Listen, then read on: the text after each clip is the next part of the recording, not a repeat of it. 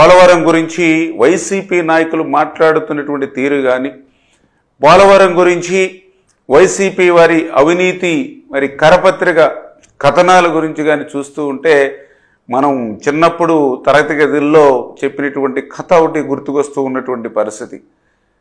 ఏదైతే ఒక పేద బ్రాహ్మణుడు మేకపిల్లని తీసుకెళ్తూ ఉంటే మరి నలుగురు 4 చోట్ల ఏంటి పంతులు గారు మీరు కుక్క పిల్లని తీసుకెళ్తూ ఉన్నారని మొదటిసారి చెప్పి, మళ్ళీ కొంత దూరం పోయిన తర్వాత రెండో వ్యక్తి చెప్పి, మళ్ళీ కొంత దూరం పోయిన తర్వాత మూడో వ్యక్తి చెప్పి, మళ్ళీ కొంత దూరం పోయిన తర్వాత 4వ వ్యక్తి చెప్పడంతో నిజంగానే కుక్క పిల్లని తీసుకెళ్తున్నానేమో అని చెప్పి పాపం ఆ యొక్క పేద బ్రాహ్మణుడు ఆ మేకపిల్లని వదిలేసినట్లుగా మరి అంటే అటువంటి అబద్ధాన్ని కూడా 100 సార్లు చెప్తే అది నిజమైపోతుంది అనేటువంటి నమ్మకం ఉన్నటువంటి వ్యక్తి జగన్మోహన్ రెడ్డి ఆ పోలవరం గురించి కూడా పదే అబద్ధాలు, అసత్యాలు అంటే దొంగే దొంగ దొంగ అని అరిచినట్లుగా పోలవరం గురించి వీళ్ళు రోజు చేసేటువంటి అసత్యమైనటువంటి ప్రచారం. అందులో భాగంగానే పోలవరం ఎత్తు 41.15 మీటర్లకి మరి తగ్గించేస్తున్నారని ఈరోజు వీళ్ళు చెప్తూ ఉంటే చాలా ఆశ్చర్యం. ఎందుకంటే చరిత్ర చెప్తూ ఉంది, మనకున్నటువంటి డాక్యుమెంట్స్ ఎవిడెన్స్లు చెప్తూ ఉన్నాయి.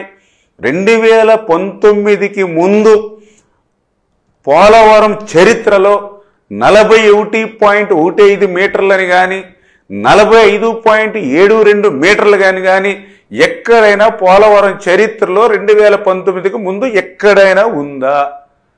అదేవిధంగా ఫేజ్ 1 అని కానీ ఫేజ్ 2 అని కానీ పోలవరం చరిత్రలో 2019కి ముందు ఎక్కడైనా ఏ డాక్యుమెంటేషన్లైనా, ఏ లేఖలైనా, ఏ ప్రతిపాదనలైనా ఎక్కడైనా ఉందా?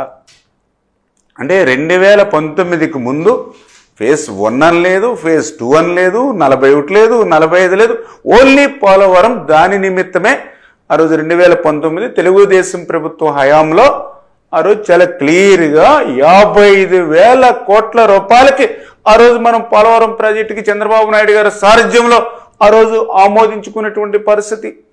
తర్వాత ఈ జగన్మోహన్ రెడ్డి వచ్చిన తర్వాత మరి నువ్వు ఆ ఫేజ్ 1 ఫేజ్ 2 నువ్వు పెట్టి ఆ యొక్క 41, 45 అని డిఫరెన్సెస్ మీరు తీసుకొచ్చి ఈరోజు మళ్ళీ పోలవరం గురించి మొసలి కన్నీరు కారుస్తూ ఉంటే నిజంగా ఇటువంటి వారి పట్ల ఎంత జాగ్రత్తగా ఉండాలో ఈవేళ ప్రజలందరూ కూడా అర్థం చేసుకోవాల్సినటువంటి పరిస్థితి. ఆ రోజు 6 కాలం శ్రమించి 18 నెలలు శ్రమించి ఆ రోజు డయాఫ్రమ్ వాల్ నిర్మాణం పూర్తి చేస్తే ఆ రోజు చంద్రబాబు నాయుడు గారు నువ్వు వచ్చిన తర్వాత చేసినటువంటి నిర్వాహకం ఏంటి? ఆ రోజు పూర్తి చేసిన డయాఫ్రమ్ వాల్ని నువ్వు 2020లో ధ్వంసం చేసినటువంటి చరిత్ర నీది. మళ్ళీ ఈరోజు ఆ డయాఫ్రమ్ వాల్ని మళ్ళీ ఈరోజు చంద్రబాబు నాయుడు గారు వచ్చి మళ్ళీ దాన్ని పునర్నిర్మాణం 990 కోట్ల రూపాయలతోటి మళ్ళీ కొత్తగా ఈవేళ డయాఫ్రమ్ వాల్ మళ్ళీ నిర్మాణం మరి చేస్తూ ఉన్నాం. అంటే నువ్వు విధ్వంసం చేస్తే మళ్ళీ మేము పునర్నిర్మాణం చేస్తున్నటువంటి పరిస్థితి.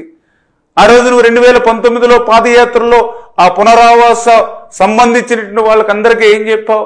ఆ రోజు R&R ప్యాకేజీల గురించి మరి ఆ రోజు నువ్వు ఏవైతే పాదయాత్రలో చెప్పావో 5 సంవత్సరాల్లో అవన్నీ కూడా నీటి మూటలై 1 రూపాయిన నువ్వు పునరావాసానికి సంబంధించి విడుదల చేసావా?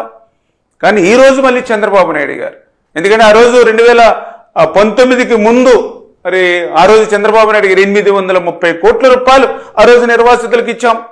మళ్ళీ ఈరోజు చంద్రబాబు నాయుడు గారు ముఖ్యమంత్రిగా వచ్చాకనే మళ్ళీ ఈరోజు 1000 కోట్ల రూపాయలు నిర్వాసితులకు ఇస్తూ ఉన్నాం పోలవరం సంబంధించి. మరి ఆ రోజు నువ్వు 19, 24, 5 సంవత్సరాల్లో నిర్వాసితులకు ఎప్పుడైనా 1 రూపాయి ఎక్కడైనా అందించావా? నిర్వాసితులకు సాయం అందించడం మాట నుంచి 2019కి ముందు నిర్మాణం చేసినటువంటి కాలనీలు ఏవైతే ఉన్నాయో ఆ పునరావాస కాలనీకి 1 అర్బస్తా సిమెంట్ పెట్టావా? 1 రూపాయి పెట్టావా? మరి అసలు పోలవరాన్ని పూర్తి చేయడం మాట నుంచి దాన్ని ధ్వంసం చేసి విధ్వంసం చేసి నువ్వు మళ్ళీ పోలవరం గురించి ఈరోజు అసత్యాల అబద్ధాలు చెప్పేటువంటి పరిస్థితి నిన్ను చూస్తూ ఉంటే ఈవేళ తెలుగు జాతి, తెలుగు ప్రజలు, తెలుగు రైతులు ఈ యొక్క జగన్మోహన్ రెడ్డి క్షమించరు అనే విషయాన్ని మరొక్కసారి మీ ద్వారా కూడా తెలియజేసుకుంటూ ఖచ్చితంగా ఈరోజు ఇక్కడ తెలుగుదేశం, జనసేన, బీజేపీ అదేవిధంగా కేంద్రంలో ఉన్నటువంటి ఏదైతే ఎన్డీఏ ప్రభుత్వం ఏదైతే ఉందో రేపు రాబోయేటువంటి రోజుల్లో కూడా ఈ ఆంధ్రప్రదేశ్ రాష్ట్రానికి గతంలో ఏ ముఖ్యమంత్రి చేయనటువంటి ద్రోహం, దగ ఈ మోసం మరి ఏదైతే జగన్మోహన్ రెడ్డి చేశాడో మళ్ళీ దాని నుంచి ఈ రాష్ట్రాన్ని మళ్ళీ పునర్నిర్మాణం చేసుకునేటువంటి విధంగా గత ప్రభుత్వం ఏదైతే పాపాలు చేసిందో అవన్నీ కూడా ఈరోజు పోలవరానికి శాపాలుగా ఏవైతే మారాయో వాటినన్నింటినీ కూడా మళ్ళీ సరిదిద్దుకుంటూ గత ప్రభుత్వం చేసినటువంటి తప్పిదాలన్నింటినీ కూడా చంద్రబాబు నాయుడు గారు తన పరిపాలనా దక్షతతో మళ్ళీ సరిదిద్దుతూ మళ్ళీ పోలవరం నిర్మాణాన్ని పట్టాలెక్కించి పనిచేస్తూ ఉన్నాం. రేపు 2027 డిసెంబర్ కల్లా ఆ పోలవరాన్ని పూర్తి చేసేటువంటి విధంగా ఒక ప్రణాళికాబద్ధంగా ఈరోజు ఈ యొక్క ప్రభుత్వం ముందుకెళ్తున్న విషయాన్ని కూడా మరొకసారి మీ ద్వారా తెలియజేసుకుంటూ మరి ఇంత కష్టకాలంలో ఇంత క్లిష్టమైనటువంటి సమయంలో అప్పు కట్టడానికి కూడా మళ్ళీ అప్పు తెచ్చుకోవాలంటే అప్పు కూడా ఇవ్వలేనిటువంటి స్థితిలో ఈ రాష్ట్రాన్ని చేర్చేసినటువంటి పరిస్థితిలో ఈరోజు కేంద్రం మరి ఈవేళ చంద్రబాబు నాయుడు గారు, పవన్ కళ్యాణ్ గారు, నరేంద్ర మోడీ గారు మరి వీరందరూ కూడా ఈ రాష్ట్రానికి చేస్తున్నటువంటి సహకారానికి మరొక్కసారి మీ అందరి తరపున కూడా కృతజ్ఞతలు తెలియజేసుకుంటూ ఉన్నా.